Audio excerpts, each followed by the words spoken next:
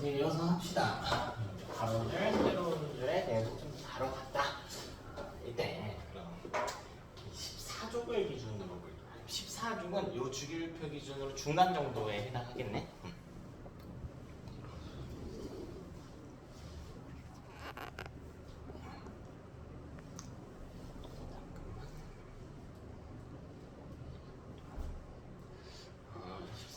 가운데 한 8개까지 차야 되니까 1주기는 좀 예외로 둘게. 8개까지 차야 되는데 14종 원자까지가 몇 개 있다? 4개 있다. 그러니까 얼마만큼 차 있을까? 절반만큼 차 있죠. 그럼 14족 기준으로 왼쪽에 있는 족들을 볼게. 1족, 2족, 13족. 얘는 절반보다 좀 어떻게 차 있어? 덜 차 있지. 그치? 14족보다 오른쪽을 보면요. 절반보다는 많이 차 있지. 그럼 왼쪽에는 1족, 2족, 13족은 절반보다 덜 차 있으니까 버리는 게 편할까? 얻는 게 편할까? 버리는 게 편하지. 오른쪽에 있는 애들은 보통 얻는 게 편하겠죠. 됐어요? 자, 이렇게 집단을 나눠볼 수가 있다는 겁니다. 다시 한번 이 내부에서도. 근데 사실 우리가 배운 이 규칙이 옥택 규칙이라고 하는 아주 힘센 규칙이야. 근데 전자 배치할 때 옥택 규칙만 있을까? 그건 아니겠죠. 우리가 배우지 않은 규칙들도 있단 말이야. 그래서 정확하게 절반이 쪼개지진 않고요. 여러분 어떻게 보면 되냐면 오늘 배울 거는 절대적인 법칙이 아니고 경향성이니까 제가 정확하게 나눠드릴게. 자, 여기 수소부터 계단 만드시면 돼요. 이렇게. 그래서 금소랑 알루미늄 사이에 계단을 만들어주시면 돼요. 자, 요렇게 나눕니다. 자, 이때 왼쪽 아래에 있는 이 집단들 N에는 우리가 뭐라고 부를 거냐면 금속이라고 부릅니다. 금속이라고 부르고. 금속하면 떠오르는 여러분 특징들 있죠. 좀 단단할 것 같고, 좀 광택이 좀 날 것 같고, 이런 애들이 다 원소에서 온 거야. 원소에서. 자, 그럼 나머지 애들은요 금속이 아니겠지. 집단을 여기서부터 수소부터 다시 또 나눠주는 거예요. 근데 여기서 금소랑 두소는 빼줘요. 정확히는 빼줘. N에는 금속이 아니야. 금속이 아닌 애들을 뭐라고 부를까? 비금속이라고 해요. 비금속. 이해됐을까? 비금속이라고.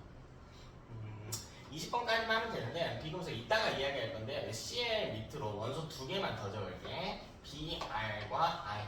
얘네는 이제 4주기 17쪽과 5주기 17쪽의 원소인데 이따가 쓸 거예요. 번호까지 외울 필요는 없고 17쪽에 있구나 정도만. 그래서 N은 비금속입니다. 가운데 있는 N은 뭐라고 부르냐면 가운데 있는 금소랑 수소. N에는 준금속이라고. 금속인 것 같은데 아닌 것 같기도 하고 이런 애들. 그러니까 너무 애매해. 금속으로 분류하기도 뭐하고요. 비금속으로 분류하기도 좀 뭐해. 브로민과 아이오딘은 비금속이야. 여기 있는 애들 다 비금속이야. 비금속. 자, 우리 주기율표에서 세 번째 금속이라고 부르는 집단들이 있다. 금속 원소.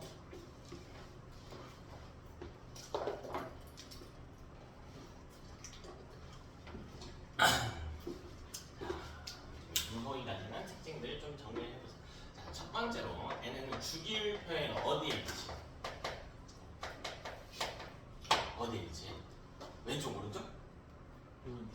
오른쪽? 금속? 어디? 주기율표 왼쪽 그치? 왼쪽에 있지.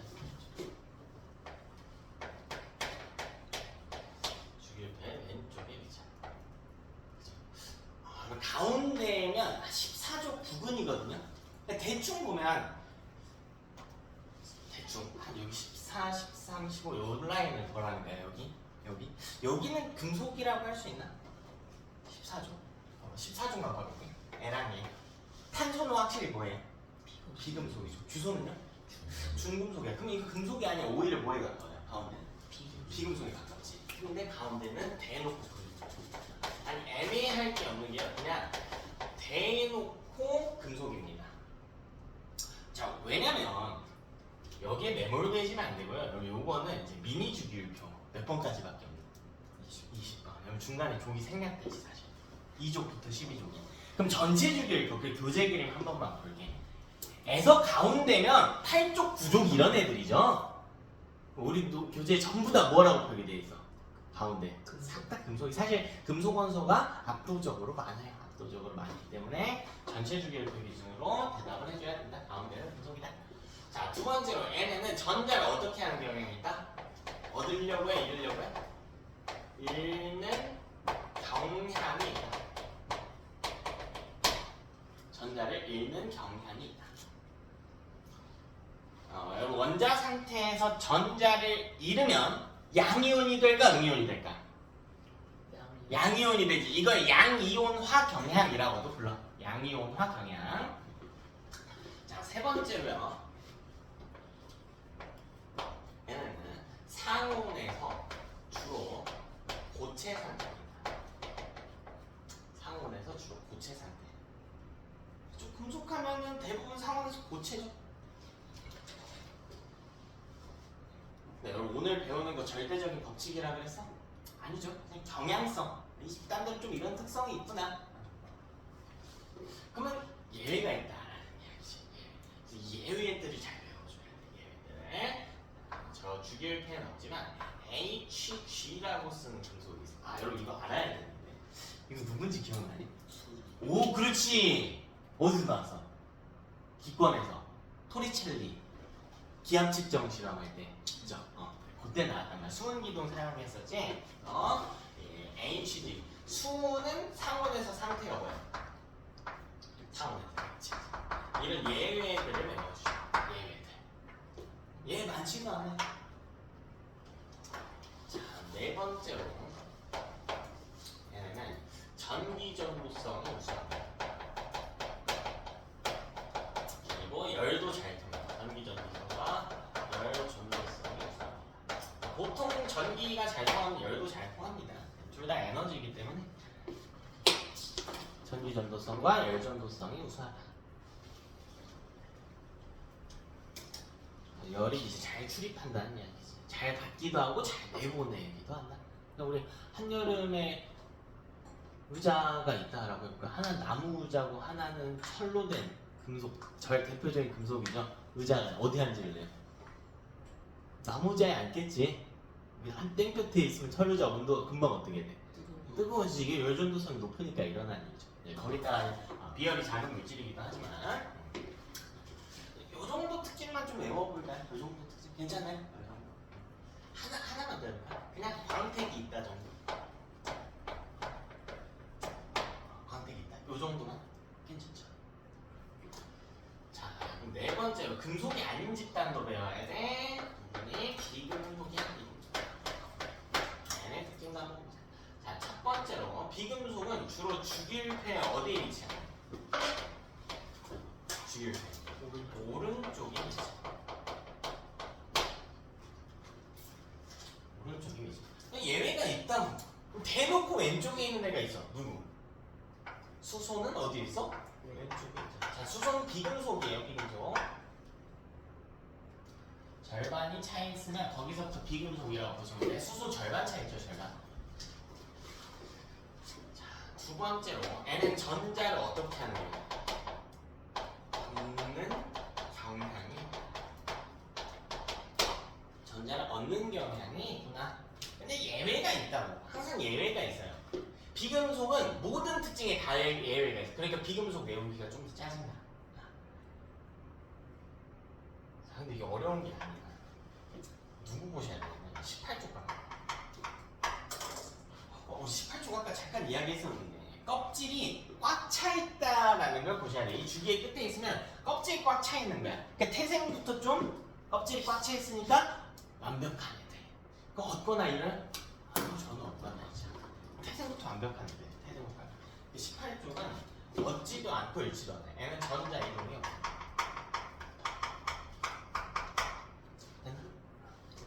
그리고 또 애매한 애가 있다. 수소 생각해볼까요?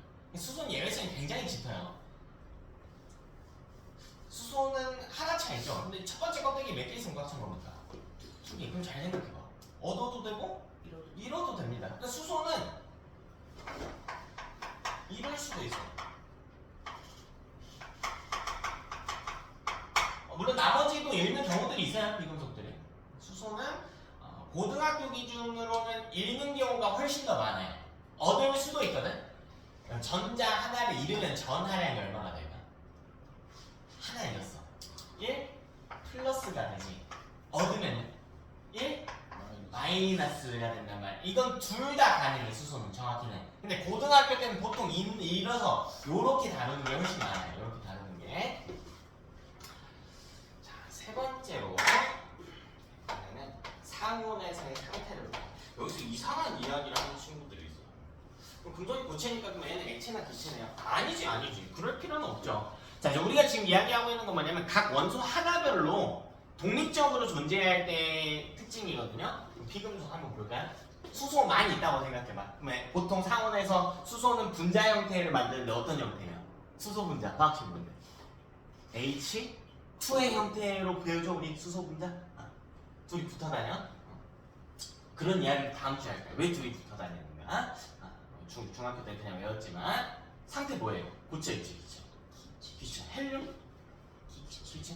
탄소로 우리 흑연도 만들고 다이아몬드도 만들고 한단 말이야. 뭐죠? 고체. 질소? 기체. 얘 모를까? 플로리? 기체예요. 네요?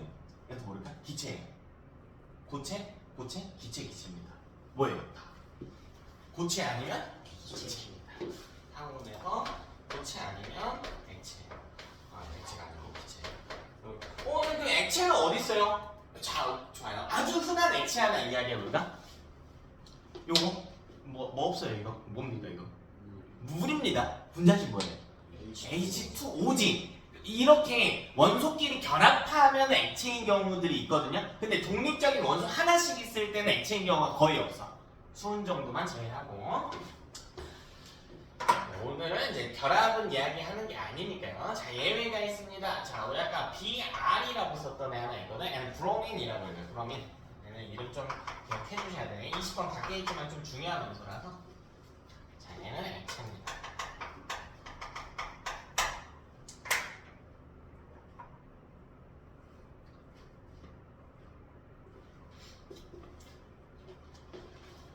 됐죠?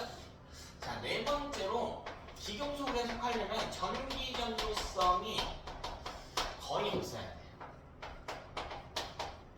거의 없어야 돼요.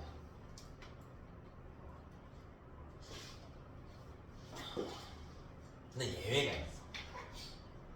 누구냐면 C. C 뭐라고 해요? C. 탄소라고 해요. 근데 탄소는 좀 독특한 애인데 조금 어려울 수 있는 원소거든요. 얘는 같은 탄소로만 구성되더라도 어떻게 뭉쳐있냐에 따라서 성질이 아예 달라져. 아까 잠깐 힌트를 드렸는데 탄소로 만들 수 있는 물질이 뭐가 있어? 다이아몬드도 있고 흑연. 근데 둘 다 내부에 뭐가 있나 관찰해보면 C밖에 없어요. 똑같은 C지만 어떻게 결합했냐에 따라 성질이 아예 달라지거든. 그래서 탄소는 써줄 때 탄소도 탄소인데 애가 뭉쳐서 어떤 형태인지까지 써줘야 돼. 그럼 애 중에서 흑연은 C로 만들어진 애 중에 흑연은 전기 전도성이 고체일 때 존재한다. 고체일 때 전기 전도성이 존재한다. 왜 그렇게 해야 되나요? 다이아몬드는 안 통하거든, 전기가. 똑같은 탄소지만 안 통해요. 그러니까 탄소가 통한다라고 하면 안 되는 거야. 탄소 중에 흑연의 형태일 때는 통한다. 이렇게 보셔야죠.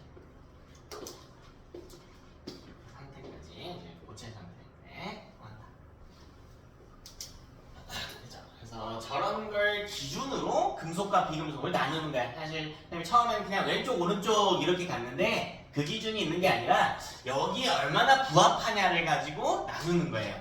준금속은 이걸로 보면 금속인데 저걸로 보면 비금속이 너무 애매해서 분류를 못하는 애들 이렇게 생각하시면 되고 금속 잘 몰라도 돼요.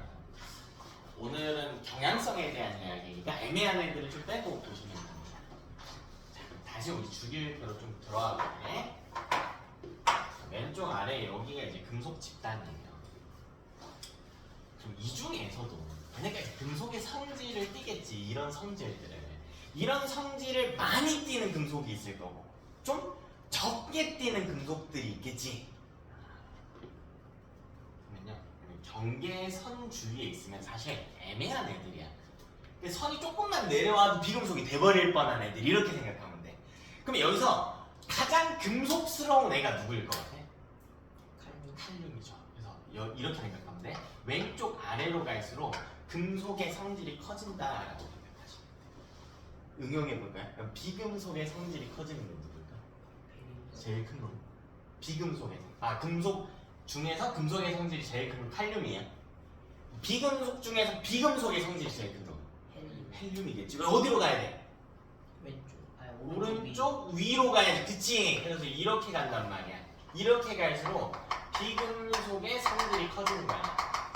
왼쪽 아래로 가면 금속의 성질이 커지는. 그럼 제일 큰 놈이 누구냐면요, 플로린. 헬륨은요. 18쪽은 성질이 높다 낮다를 측정할 수가 없어. 이게 무슨 말이냐면 이 성질 측정하는데 정말 중요한 것 중에 하나가 전자를 얼마나 잃고 얻느냐 정도거든. 근데 18쪽은 전자 얻어야 이래요. 둘 다 안 한다고 했지. 그럴 필요가 없는 애들이잖아. 그러니까 얘네는 성질이 낮은 게 아니라 측정 불가야. 그래서 이런 경향성을 따질 때 18쪽은 다 빼고 이야기해요. 18쪽은 빼고 얘네는 성질이 측정할 수가 없구나. 그래서 비금속 대빵은 플루오린이구나. 금속 대빵은 누구라고? 칼륨이구나. 이렇게. 자, 그럼 이걸 족으로 한번 따져볼까? 그럼 금속의 성질이 가장 짙은 건 몇 쪽이에요? 족으로 따진다. 그치, 1쪽이죠. 그러니까 아래에는 보지 말고 왼쪽 아래니까 왼쪽만 보자는 거야. 그러면 족으로 비교하면 1쪽들이 금속의 성질이 제일 셀 거라고. 간단하게 예시를 들어볼게요. 1쪽은 전자가 원자가 전자가 몇 개 배치돼 있어? 원자가 전자 1쪽이면 하나. 그럼 전자 어떻게 해야 돼? 하나를 빨리 뭐 해버려야 돼? 버려야지. 그래서 어떤 느낌이냐, 얘네는 되게 불안정한 상태예요. 그러니까 아씨 하나만 버리면 돼. 나 하나만 이런 상태야. 그러니까 하나 버리려고 굉장히 안달이 나 있어요. 이거 화학적으로 라디칼하다라고 하는데 굉장히 불안정한 상태입니다. 그럼 이쪽인 애들은 맨 바깥쪽에 몇 개 있어? 두 개. 그러니까 얘네도 꽤 불안정하긴 해요. 몇 개 버려야 돼? 두 개. 나 두 개 버려야 돼. 두 개 버리면 나 완벽해져 이러고 있거든. 근데 그 중에 버릴 수 있는 애가 한 놈만 버릴 수 있다면 1쪽만이 버릴 수 있어요. 애가 더 급한 애들이야. 이런 게 경향성이 크다라는 게. 그러니까 우리 가운데 있는 애들 그러니까 애매하다는 거야. 14족들. 우리 아까 기억나나요? 내가 얻을까 버릴까? 이런 게 아니라 사이드 쪽에 배치된 애들은요 경향성이 커집니다. 17쪽도 마찬가지지. 몇 개만 얻으면 돼? 하나. 나 하나만 얻으면 돼. 빨리 내놔 이런 상태예요. 이걸 응용을 해보면 우리 왼쪽에 있는 애들이 금속인데 금속의 성질이 가장 짙게 띄는 게 몇 쪽이라고? 1쪽이라고. 그러니까 1쪽만 따로 또 꺼내서 배워보자는 거야. 비금속의 성질이 가장 짙게 띄는 건 몇 쪽? 17쪽. 그렇지. 18쪽 빼고 몇 쪽? 17쪽. 얘네만 따로 배워보자는 겁니다. 우리가 금속과 비금속에 대해서 조금 더 이해하기 쉽겠죠? 다섯 번째, 우리 1쪽의 금속들을 알칼리 금속이라고. 자, 알칼리 금속에서 제일 주의할 거. 알칼리 금속은 1족의 금속입니다. 1족이 아니라요. 1족의 금속을 지칭하는 표현이야. 그러니까 뭐는 안 돼? 수소는 안 된다라는 이야기예요. 수소는 안 된다. 그럼 누가 있을까? 리튬, 나트륨, 칼륨, 이 세 개 정도.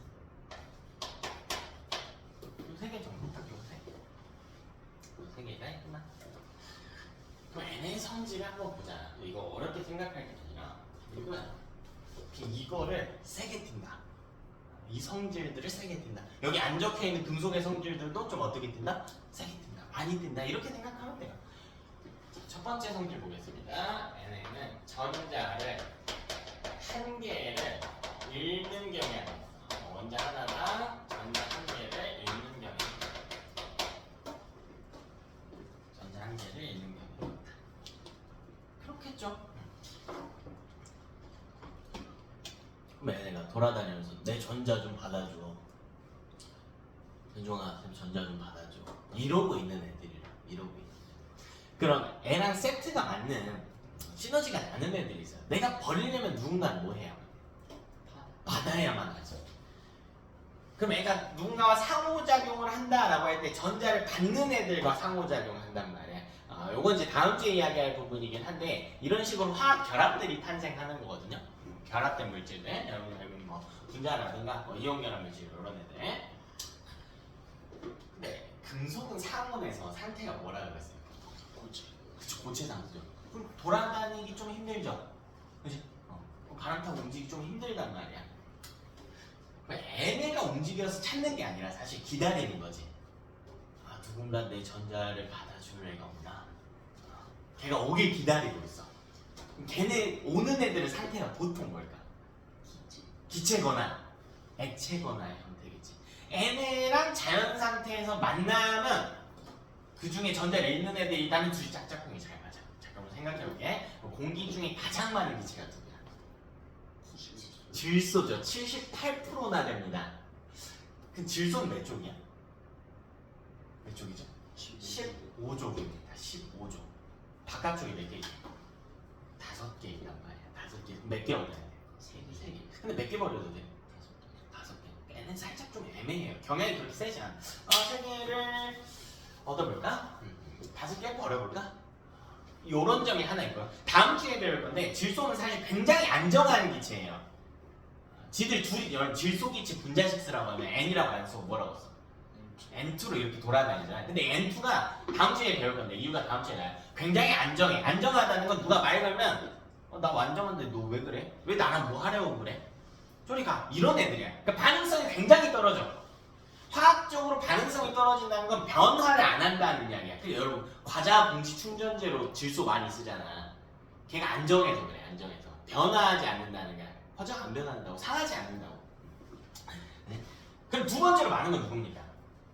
산소죠. 그래서 산소랑 짝짝꿍이 잘 맞아. 산소는 16쪽이니까 두 개 어떻게 하려고 해? 얻으려고 하거든요. 그래서 산소랑 반응성이 높아요. 산소랑 반응성. 산소는 전자를 얻으려고 하기 때문에 그래서 산소와 반응성이 높다. 여러분이 화학을 잘하려면 화학식이나 화학 반응식들을 최대한 많이 써보고 익숙해지셔야 됩니다. 처음에는 쓰기 싫거든요. 하다 보면 익숙해져요. 별거 반응에 대한 이야기들은 다 별거. 반응식 좀 외워볼게요. 산소와의 반응성이 우수하다. 사실 금속이 산소랑 닿으면 어떻게 되죠? 혹시 알고 있을까요? 녹슬죠. 녹슬 산화된다. 좀 고급진 표현이네요. 녹슨다, 산화된다, 둘 다 좋습니다. 그러니까 사실 금속은 알칼리 금속이 아니어도 녹슬잖아요. 그러니까 산소와 반응성이 애초에 높은 애들이야, 금속은. 근데 그 중에서 더 잘 녹쓰는 애들이다라는 거지. 여기서 알칼리 금속 아무거나 하나 좀 써올게. 우정아, 애 중에 마음에 드는 애 있어? 나트륨 좋습니다. 자, 나트륨. 여기서 자 다른 애 써도 상관없어요. 괜찮아요. 이때 이제 결합하는 모델을 결합을 이번 주는 안 배웠으니까 좀 이해하기 쉽게 설명을 드릴게요. 나트륨 입장에서는 전자를 버려야 돼요. 몇 개를 버려요? 몇 개를? 이 알칼리 금속이잖아. 281이야. 몇 개 버려야 돼? 한 개만 버리면 돼. 한 개만. 그죠? 그럼 이걸 받아준대. 누가 받아주대? 산소가 받아준대. 근데 산소는 16쪽이에요, 여러분. 그럼 몇 개를 얻어야 돼? 2개. 그럼 나트륨하고 이게 개수가 안 맞는단 말이야. 나트륨 하나 버려야 돼. 그러니까 뭐 하냐면 2개의 나트륨이 하나씩 버려. 누구한테? 산소 몇 놈한테? 한 놈한테 버린단 말이야. 잠깐 쓰지 말고 볼게요. 나트륨 몇 개가? 2개의 나트륨이 전자를 하나씩 버려서 총 2개를 산소가 받는 구조가 되는 거란 말이야. 되나? 이 상태의 화학식이어야 돼요. 근데 이건 틀린 화학 반응식이야. 왜냐면 공기 중에 O는 혼자 돌아다니지 않아. 어떻게 돌아다녀? 그렇지. O2란 말이야. 그럼 잘 생각해봐. O가 몇 개 있는 거야? 그럼 전자 총 몇 개 얻어야 돼? 그럼 버리는 애도 총 몇 개 버려야 돼? 4개 버려. 그럼 나트륨 몇 개 필요해? 나트륨 2개가 아니라? 총? 그렇지. 그래서 이 앞에 개수가 4가 되는 거야. 이해되세요? 다음 주에 이런 원리들은 자세히 배울게. 근데 일단은 오늘 화학 반응식 이렇게 받아들여야 돼. 이해가 되든 안 되든 외우라고 한 건 외워야 돼. 오늘 몇 개 안 쓸 거야. 외울 수 있겠어요? 이런 거? 외우는 거야. 자, 그럼 뭐가 만들어지냐면 나트륨 2개당 산소 한 놈하고 결합한단 말이에요. 그래서 Na2O가 돼요. Na2O. 나트륨 2개당 산소 하나가 세트야. 나트륨 2놈이 하나씩 버려서 산소 한 놈이 받는 거니까. 그래서 근데 이런 구조가 몇 번 탄생하는 거냐면 2번 탄생하는 거예요. 2개 Na2O가 만들어져. 산소가 총 2개였기 때문에. 이렇게 된다. 그러면 결과값이 어떻게 되냐면 녹슬어요. 원래 금속은 광택이 있다라고 했잖아요. 얘는 광택이 있거든요. 광택을 곧바로 잃어버려요. 눈으로 보일 정도로. 얘네는 곧바로 광택을 잃어요.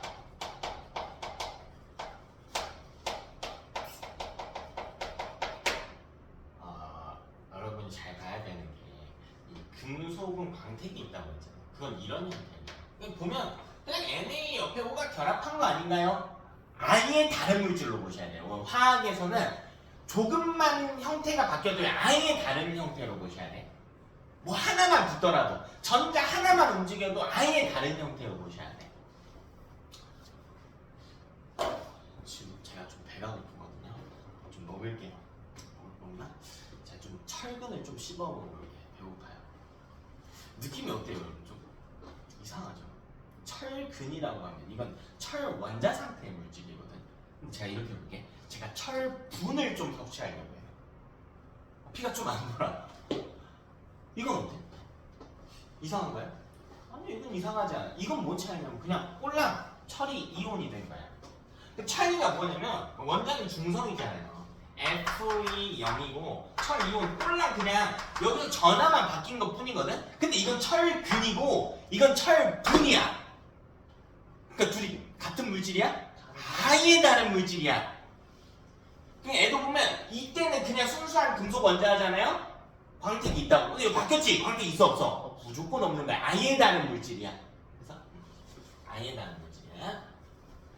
그러니까 어떤 느낌이냐? 여기 숨 쉬려면 공기에 뭐 필요해? 산소. 산소 분자식 뭡니까? O2죠? 그치? 혹시 오존 분자식 알고 있나? O3예요.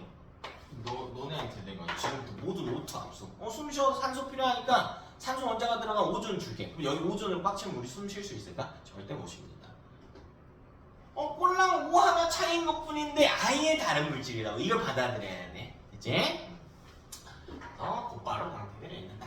근데 이 녹스는 속도가 굉장히 빨라요. 1족이기 때문에 그래서 곧바로 광택을 잃습니다.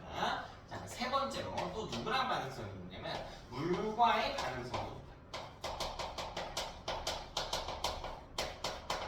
물과 반응성도 있습니다. 이제 물과 반응하는 원리는 오늘 다루긴 좀 어려울 것 같네. 오늘 다루긴 좀 어려운데 화학식은 일단 써봅시다. 아까 나트륨 썼으니까 그냥 똑같이 나트륨 쓸까요? 다른 거 써도 되는데 자, 2개의 나트륨 외울게요. 자, 2개의 나트륨에 물도 2개가 그럼 뭐가 만들어지냐면 2개 NaOH 하고요 H2가 만들어져요. 자, 그럼 여기는 나트륨 자리 다른 걸로 바꿔도 똑같아요. 리튬으로 바꾸고 싶으면 나트륨만 리튬으로 바꿔주면 돼. 칼륨으로 바꾸고 싶어도 마찬가지. 자, 이거 화학식 외울게요. 이거 하나씩 외워볼게. 네. 두 개 NaOH H2 수소. 우리 1학기 때, 중3 1학기 때 화학 반응식 정도는 배웠다. 자, 이때 규칙 중에 반응물과 생성물이 존재하는 입자의 숫자는 어땠어요? 같았어야지. 그 세 번 문제. 나트륨 몇 개? 2개. 여기 나트륨 몇 개? 2개. 여기 O 몇 개? 2개. 여기 ENaOH니까 O 2개. H 총? 여기? 4개. ENaOH에 H 2개. 그리고 H 2개 더 있죠? 자, 근데 이렇게 생긴 애들 우리 2학기 내용에 나오거든요. 뭐뭐 OH로 끝나는 애들 있어요. 모두 그런 건 아닌데 대부분 이렇게 생긴 애들은 염기성을 띠게 물화 반응하면 염기성을 띈다. 알칼리라는 말이요. 물에 넣으면 염기성이 된다라는 말이야. 알칼리라는 말 자체가. 자, 그리고 뭐가 나왔어? 이거 뭐예요? 수소 기체가 발생. 아, 염기성을 띠고 수소가 발생하는구나. 됐죠? 이 화학 반응식 외울게 일단. 외울게요. 네 번째로. 그렇다면 N에는 산소, 물하고 반응 잘한다고. 외우기 쉬워. 둘 다 약간 녹쓰는 거랑 상관이 있어 보이죠? 녹쓰는 거 생각하시면 편해요. 알칼리 금속들 중에선 누가 N이랑 반응을 더 잘하나 이것도 궁금하단 말이지. 이 중에서 반응성이 산소나 물하고 반응을 더 잘하는 애가 있겠지. 빨리 하고요. 그건 누굴까? 이 중에서 리튬, 나트륨, 칼륨 중에 여기서 찾을 수 있어요. 내용에서 이 셋 중에 반응성이 제일 큰 거 칼륨이죠. 이거 보면 되지. 이런 것도 다 경향성이잖아. 칼륨이죠. 이쪽으로 갈수록 금속의 성질을 강하게 갖는다고 했지. 그럼 이 셋 중에 금속의 성질이 제일 강하게 갖는 게 누구야? 칼륨이란 말이야. 그러니까 반응성이 칼륨, 나트륨, 리튬 이렇게 들어간다고. 즉 원자 번호가 커질수록 반응성이 높아집니다. 사실 여러분이 이건 실험하면 안 돼요. 좀 위험하거든요. 이게 말로 저렇게 썼지만 반응 속도가 어마어마해요. 알칼리 금속들은. 그래서 보통 실험할 때는 작게 잘라야 돼. 한 손톱 정도 크기? 이 정도로 금속을 잘라가지고 물에다가 이렇게 넣어보는 거야. 리튬을 넣으면 물이 끓어요. 끓어요. 반응을 빨리 한다는 건 순식간에 폭발적인 에너지를 방출한다라는 이야기야. 나트륨을 리튬은 사실 따뜻해진다 정도고요. 나트륨을 넣으면 막 보글보글 끓어. 칼륨 넣으면 폭탄돼. 터져요, 터져. 물에 넣으면 팡 하고 터져버려. 그러니까 사실 실험을 하더라도 칼륨은 안 되고 이거나 이거 정도로 해야 되고 안전장구도 쳐야 되고. 자, 다섯 번째로 그렇다면 얘들아 이거 그냥 두면 될까 안 될까? 공기 중에 그냥 두면 돼야 돼. 안 되지. 누구랑 만나봐요? 산소. 그러니까 우리가 이걸 이제 실험도 해야 되고 뭐 하니까 과학실에 놀려보게. 놓으면 금방 녹슨단 말이야. 물하고도 하면 위험하고, 그죠? 그래서 보관을 어디다가 하냐면 좀 서부에. 그러니까 파라핀이라고 하는 것이 있어. 여기 속에 파라핀이 뭐냐면 양초에 양초에다가 가운데 정도에 넣어주고 굳히면 공기 중에 산소나 물과 차단될 수가 있겠지. 자, 여섯 번째 특징. 얘네는 칼로 잘릴 정도로 무른 성질이 있어요. 칼로 댕강댕강 잘립니다. 댕강댕강. 약간 찰흙 정도의 질감인데 쉽게 잘립니다. 됐죠? 예, 금속 대빵들 알칼리 금속 배워봤다.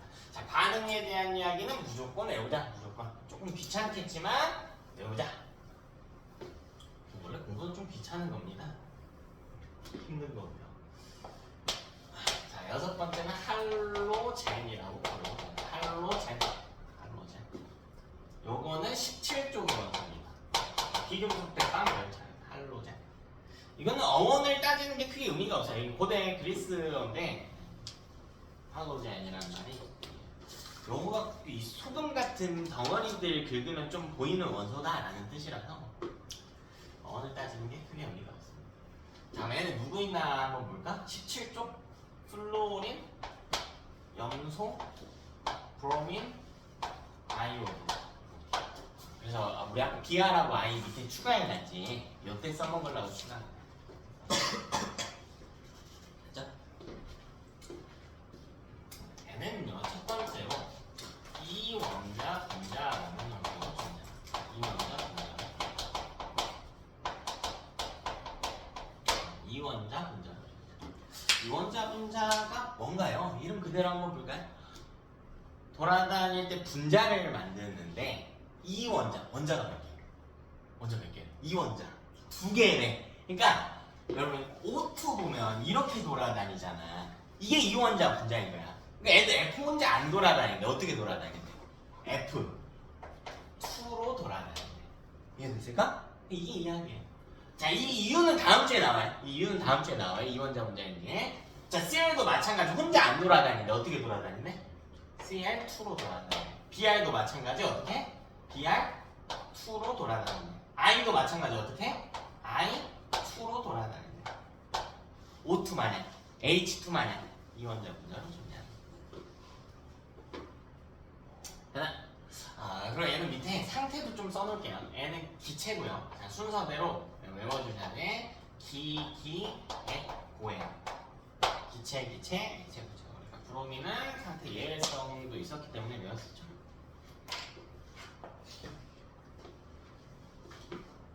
그치? 자, 두 번째 17쪽은 원자과 전자가 7개입니다. 7개. 그럼 하나를 얻어야 되겠지? 그래서 전자 한 개를 얻는 경우예요.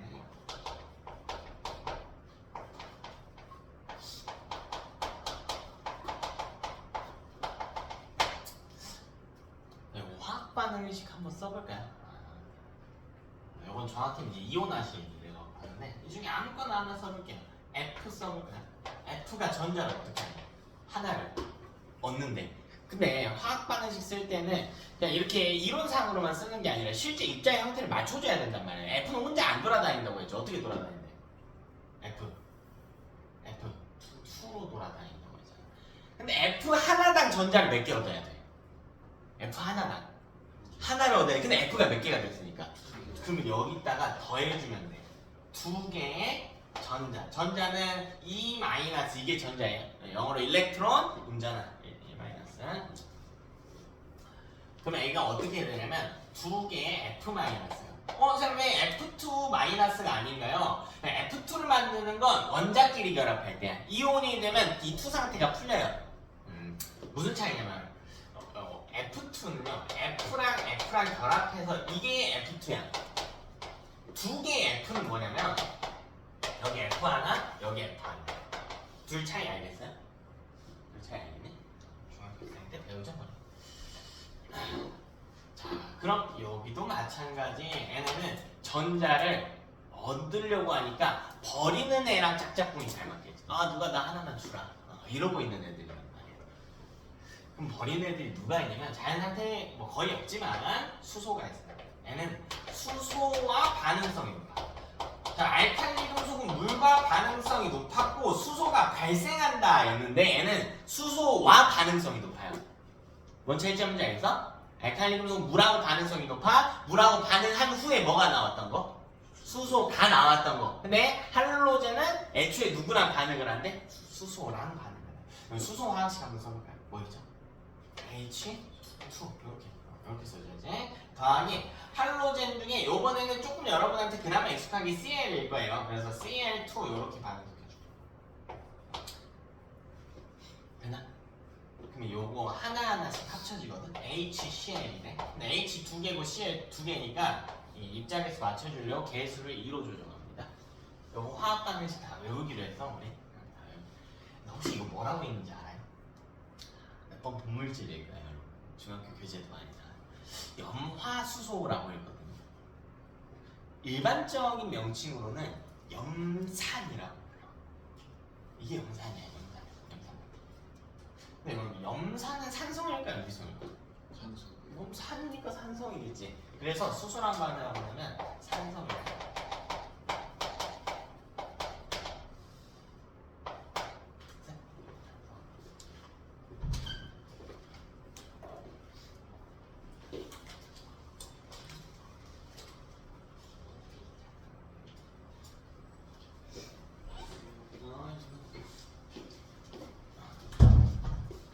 자, 네 번째로 또 누구랑 반응성이 높냐면 알칼리 금속과 반응성이 높아요.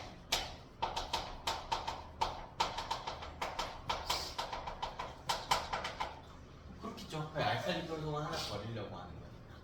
알칼리 금속과 반응성.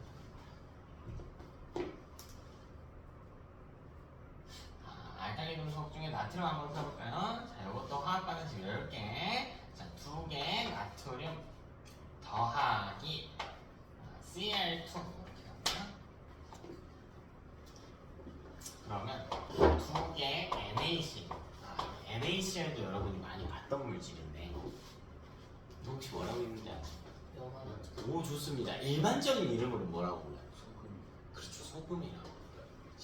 그래서 할로젠이라는 이름이 사실 소금처럼 이 바닷가에서 긁어낸 이 덩어리라는 뜻이야.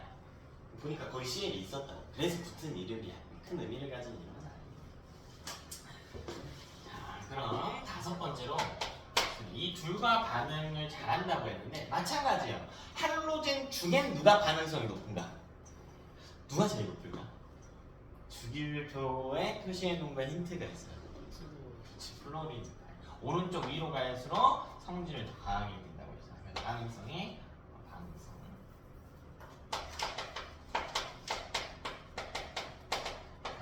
F, Cl, Br, I 순으로 정렬이 됩니다. 이렇게. 됐죠?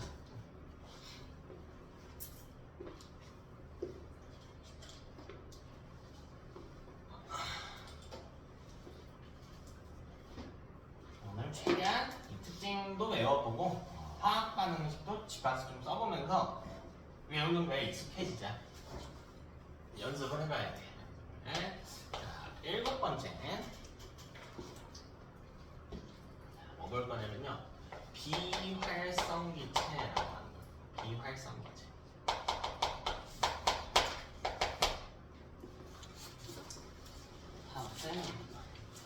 비활성기체. 자, 이건 뭐냐면 18쪽이에요.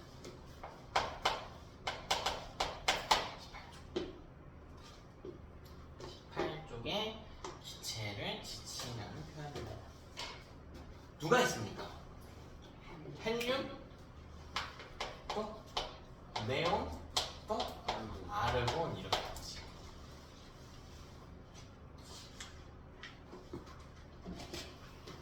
헬륨, 네온, 아르곤.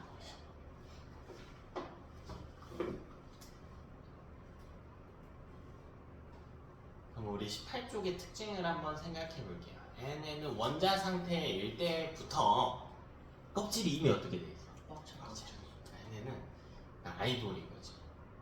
그 우리 젊은 가수들이 아니고. 잠깐만. 네. 잠깐 앉아. 우상. 남들이 부러워해. 쟤는 전자를 얻거나 잃거나 할 필요 없이 애초에 원자 상태부터 껍데기가 꽉 차 있구나 이런 애들이야.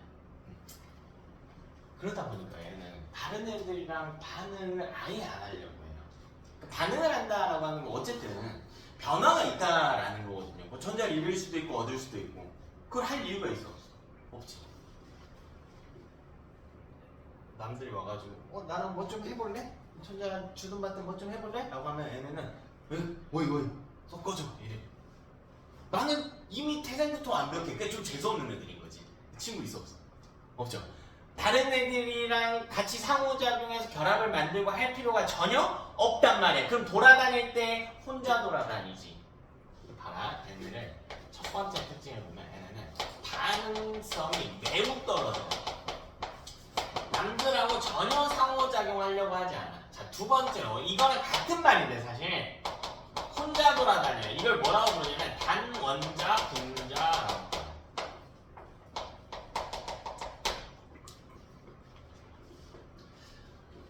그 분자의 정의를 좀 잘못 알고 있는 친구들이 있어. 이걸 여러분이 받아들일 때까지 좀 시간이 걸릴 텐데 일찍 받아들일수록 실력이 진짜 빨리 늘거든요. 과학은요 예시로 설명을 하려고 하면 안 되고 정의로 설명을 해야 돼. 분자라는 표현을 분명 배워봤다는 거죠. 분자가 뭐냐? 좋아요, 분자.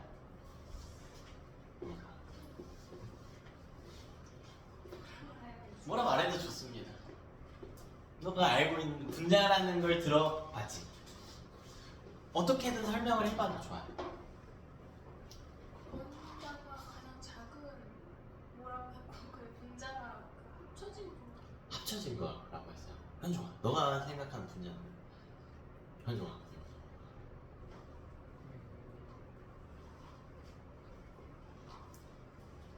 뭐 생각할 시간이 필요할까? 찬민이 분자는? 잘 모르겠어. 쟤는? 물질의 성질을 띠고 있는 가장 작은 입자에 대한. 오, 좋습니다. 잘 설명해줬네. 잘 잘 맞아도 되고 틀려도 돼. 근데 여러분이 업그레이드를 하려면 중학교 때랑 고등학교 때는 정말 많이 달라요. 성적이 정말 많이 달라질 거야. 제가 저번 주도 간단하게 말씀드렸지만 중학교 때 A등급 받는 거는 사실 진짜 거의 누구나 할 수 있는 거예요. 근데 고등학교는 누구나 할 수가 없어. 1등급 받는 게 왜일까? 왜요? 아니, 중학생들은 내가 아무리 많이 앉혀놓고 해도 말 지적하게 안 듣는 애들 아니면 A 무조건 뽑아내지. 시킨 것만 하면. 근데 고등학생들 그게 안 된다니까? 안 돼. 왜 안 될까? 무조건 안 돼요. 왜 안 될까? 상대평가잖아. 상대평가예요. 그러니까 내가 아무리 잘해도 절대평가가 아니야. 1등급 인원의 숫자는 어떻게 돼 있어? 딱 정해져 있단 말이야. 그러니까 중학교 때랑 마음가짐이 달라야 돼요. 그러니까 하기 싫은 게 있으면 마인드가 지금부터 너무 완벽할 필요는 없는데 여러분이 차차 바꿔가야 될 거잖아. 미리 조금씩 훈련을 해두는 거야. 내가 뭔가 하기 싫은 게 있어. 분명 학원생이 뭐 하라고 했는데 기억이 날 거거든. 하기 싫은 포인트가 분명히 있을 겁니다. 그냥 대충 문제만 땡처리하고 끝내고 싶은 이게 있을 거야. 그때마다 약간 건강한 스트레스를 받아야 돼. 근데 내가 이런 생각이 들면 옆에도 이런 생각이 들거든. 점수 못 내는 친구들이 어떻게 잡고 가냐면 거기서 그럼 나도 안 해야지. 그럴 수 있지. 괜찮아요. 그럴 수 있죠. 그럼 걔랑 같이 떨어지겠지. 건강한 스트레스를 받아야 돼. 남들도 하기 싫으니까 이것까지만 해볼까? 이 느낌을 빨리 잡고 가면 좋다. 그러니까 역으로 생각해보면요. 내가 지금 죽을 때까지 할 필요가 없어요. 1등급 받으려면. 얼마만큼 하면 될 것 같아요? 얼마만큼? 같은 출발선이라고 해볼까요? 얼마만큼 내가 하면 1등급을 받을 수 있을까? 자, 내가 옆에 친구보다 좋은 점수를 받고 싶어. 좋은 등급을. 그럼 얼마나 열심히 해야 될까? 애보다만 열심히 하면 돼요. 애보다만 열심히 하면 돼. 그러니까 뭔가 하기 싫고 내가 분명히 오늘 반응식도 외우라고 했고 중학교 때 배웠던 정의들 기억 안 나면 좀 되돌아보라고 했잖아. 하기 싫죠 그런 거. 하기 싫지. 시간 더 써야 되고 하니까 그때마다 사고를 전환해보는 거야. 이렇게. 내가 하기 싫으면 옆에도 하기 싫었을 텐데 그럼 이걸 했을 때 차이점이 나지 않을까? 이걸 잡아야 된다. 근데 고등학교 다닐 때 실제로 이제 이 잡을 때 그런 대상이 필요할 거 아니에요. 나는 내 라이벌이 항상 누구야? 전교 1등. 걔가 카이스트 차석으로 돌아가는 애야. 전교 1등. 아니 나는 걔랑 성적으로 라이벌이 아니야. 근데 내 마음속의 라이벌인 거라고. 애가 어느 정도 하잖아. 물론 실력으로 못 따라. 내가 본 걔는 인생에서 몇 안 되는 천재야. 그냥 천재. 일반적인 학교 전교 1등? 느낌이 아니다 이건데 진짜. 천재야. 근데도 그냥 걔가 공부하잖아? 집에 가고 싶어. 자습 시간인데 땡가고 가고 싶어. 근데 하고 있단 말이야. 자습 시간 끝났는데 조금 더 하고 있어. 그러면 이를 악물고 쟤만큼만 한번 해보자. 따라하지 못해도 이런 마인드가 있으면 여러분 고등학교 때 점수를 따는 거고 그런 게 없으면은 지지부진하면은 중학교 때처럼 흐르듯이 가잖아요. 그럼 흐르듯이 가면 흐르듯이 성적을 맞겠지. 그래서 100%의 절반이 얼마인데? 100%의 절반이야. 50%. 1등급부터 5등급까지 있잖아. 등급으로 해볼까요? 바뀐 등급이 좀 적응이 잘 안 되겠지만 3등급을 받는 학생이 있다고 하면 공부를 잘하는 것 같나요? 어때? 여러분 3등급 공부 열심히 하고 잘하는 느낌이야? 그런 느낌은 아니에요. 1, 2등급도 아니고 그거 받으면 애들이 기분 좋아할까 보통? 기분 나빠합니다. 내가 볼 때는 어이가 없어요. 흐르듯이 했거든. 그럼 절반 맞는 게 맞는 거 아니야? 그치? 그러니까 이거를 빨리 깨우쳐야 돼. 빨리. 여러분이 지금부터 너무 부담을 느낄 필요는 없지만 고등과학에서의 핵심은 중학교 때 놓쳤던 정의나 이런 것들을 좀 다시 곱씹어보고 새로 용어들이 나오면요 정의를 자꾸 생각해봐야 돼요. 아까 뭐라고 했냐면 원자끼리 결합한 거예요. 이게 대표적으로 조금 수정해야 될 방식인데 예시를 든 거예요. 우리가 알고 있는 뭘까요? O2 원자끼리 결합했잖아. 예시인 거지 이건 정의가 아니라. 자, n에는 단원자 분자로 존재하고 있어요. 이게 무슨 말이냐면 H, E, N, E, A, R 이게 분자식이라는 거야. 단원자잖아. 원자 몇 개야? 하나. 이게 곧 분자다. 그럼 분자는 원자끼리 결합한 겁니까? 그건 아니네. 원자끼리 결합한 분자도 있는 거지. 이해되니? 분자는 자연 상태에서 안정된 독립적으로 존재하는 입자 이런 정의를 여러분 중학교 때 배울 거예요. 자연 상태에서 존재하는 안정된 형태의 입자예요. 그러니까 오늘 혼자 돌아다니면 불안정하대. 그러니까 뭐로 돌아다니는 거래? O2로. 근데 얘네는 혼자 돌아다녀도 안정해. 그러니까 원자도 H이고 분자도 뭐야? H야. 그럼 공기 중에서 탁 잡았는데 그때 존재하는 형태. 이게 분자란 말이에요. 결합할 필요는 없어. 이제 이야기가 길어졌는데 오늘 마지막 거 하나만 하고 수정하고요 마무리합시다.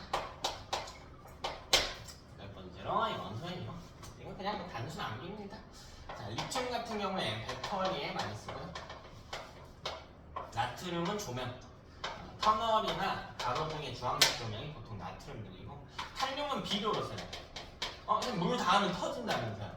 당연히 순수한 금속 칼륨으로 쓰는 게 아니고요. 형태를 좀 바꿔서 씁니다. 그치? 자, 플로어린. 이거는 여러분 익숙한데 어디다 쓰는지? 치과에서. 그렇지, 치과에서 쓰죠. 치과까지 안 가도 돼. 치약. 그래서 자, Cl. 이거는 물을 소독하는 데 써요. 예전에는 그냥 온갖 물, 막 수돗물 다 소독하는 데 쓰는데 요새는 이게 독성이 좀 있어서 수영장물 소독하는 정도? 브로민은 거의 안 나오는데 주제도 소개를 안 드렸을 텐데 쓰임새가 많진 않아요. 감광제라고 해요. 감광제. 감소시킨대 빛을. 카메라에 들어갑니다. 빛이 너무 많으면 화해갖고 안 보일 테니까 빛의 양을 줄이는 데서. 아이오딘. 요건 많이 나와요. 이거는 상처를 소독하는 거. 됐죠? 오늘 딱 여기까지만 하고요. 남은 시간은 과제 검사하고 이번 주부터는 뭐 한다고 했다? 수업 본다고? 테스트 본다라고 했죠. 밖에 나가면 이제 테스트 준비되어 있을 테니까 풀고요. 조교쌤한테 채점 해달라고 하고 앉아 있을 거야. 채점 해주면은 받아서 다시 고쳐보고, 고치는데 모르는 거 있으면 절대 찍지 마시고 많이 틀려도 돼요. 특히 오늘 처음 시험이니까 조금 적응이 안 됐을 수도 있어. 별표 쳐주세요. 별표. 기왕이면 문제 별표를 치는 것도 좋지만 모르는 문장이나 선지가 있을 거 아니야. 거기에다가 치는 게 더 좋아. 조금 더 디테일하게 다시 합시다. 과정을 하고 합시다.